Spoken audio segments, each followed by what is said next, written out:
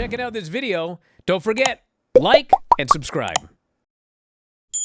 All right, there's a big article that came out today by Brandon Thurston and Post Wrestling regarding the shareholder lawsuit with TKO, and a number of text messages from Vince McMahon and others have come out and confirmed a lot of what everyone has presumed about many different things. Well, yeah. I mean, the one thing is I think that the big thing that they pushed was the idea that Vince was involved in creative in 2003 when he came back, and we all knew that. I thought that was patently obvious. Well, it's not even obvious. It was not. Like every week we talked about it because we would get the reports of Vince rewriting the show. So it's not like, I mean, that's, to me, that's common knowledge. But it was, I guess you could say it was physical verification with actual emails proving what we already knew. So, I mean, that stuff, like prior to that WrestleMania. And the big one was, which we all pretty much figured out. I actually thought it happened the weekend of the show, but it was actually earlier. Cody was supposed to beat Roman Reigns that first year. And Vince showed up, and that was his call to nope. We're going to delay it another year.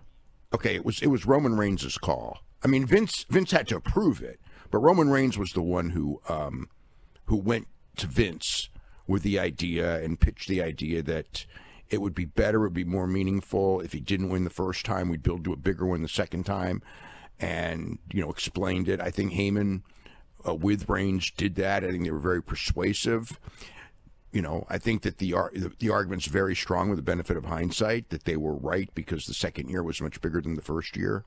But it was Vince made the call, and Levesque was on board with the call, but Vince was the one who made the call.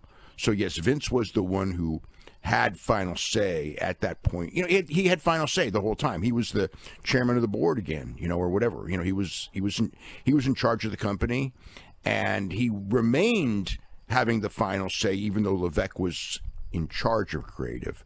Vince would still have the final say until Ari Emanuel removed Vince from having the final say, which was interesting because of the allegation that And all the things that were said, when the sale went through about how Vince was going to be in charge. And then Ari Emanuel did remove him and did put Levesque in complete charge of creative. This is before the Janelle Grant lawsuit, and when that came out, he was gone. And really gone that time. Or, I mean, pretty gone. I don't want to say really gone because, who knows what's going on, but he wasn't around. I mean, he still hasn't been around, in the sense he didn't even go to John Cena's farewell show. He hasn't been at any show, since then. He has, if you're trying to say, has he been in no contact with anyone in the company? Probably he has, but probably also very, very few. But, I mean, the big thing to me in the article was that very interesting text that Mark Shapiro made to Andrew Schleimer and other people at Endeavor the day of when Vince announced his retirement, and they went, Stephanie did the thank you, Vince, and it basically was Vince is going to disappear for 9 months, then we'll bring him back through replacing people on the board of directors. And, Stephanie and Nick Khan will be co-CEOs, and then Vince will come back and saying, and we'll probably end up owning the company. And this is long before there was any talk of selling the company. And there were, a lot of correspondences between Vince and Ari Emanuel, nothing of which was suspicious, but they had meetings and stuff. And, Vince came back, and the deal with the key to the lawsuit is that they are suing with the idea that WWE said, yes, we're going to put it up to the best bidder, but they made sure that it was Endeavor that got it because they knew that that Ari would keep Vince in power, which in fact didn't end up happening. Although it would, the key thing why it didn't was the Janelle Grant lawsuit. It wasn't like, when they took control of the company, and it was directly asked, like, if there's a dispute between Ari and Vince on anything to do with WWE, the deciding vote is Vince, not Ari, which turned out, of course, not to be true. But that's what Ari said, on CNBC, right the day of that thing when that merger was announced. But they're alleging that there were other bids that could have been more profitable, and that they didn't take because it was fixed, essentially.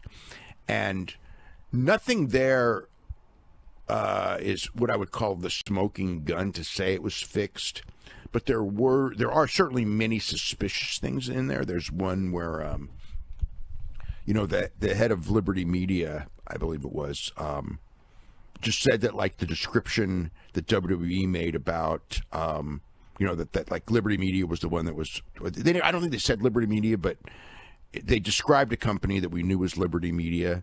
That was the other one in the key bid with Endeavor, and they were just explaining the process. And then the guy with Liberty Media basically said that it was interesting the way they described it because that's not entirely accurate.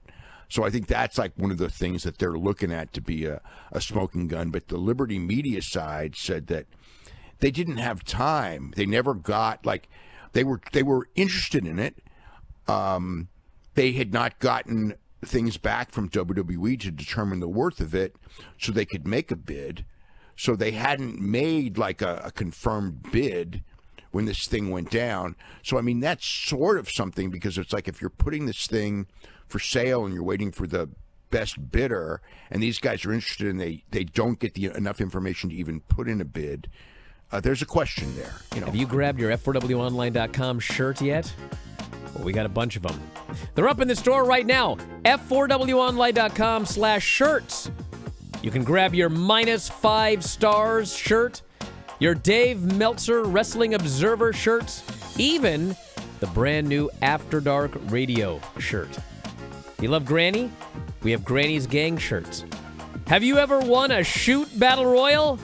Probably not, but you can tell people you did. So check out the store. All of these great shirts and more. It's through Pro Wrestling Tees. F4WOnline.com/shirts. That's F4WOnline.com/shirts.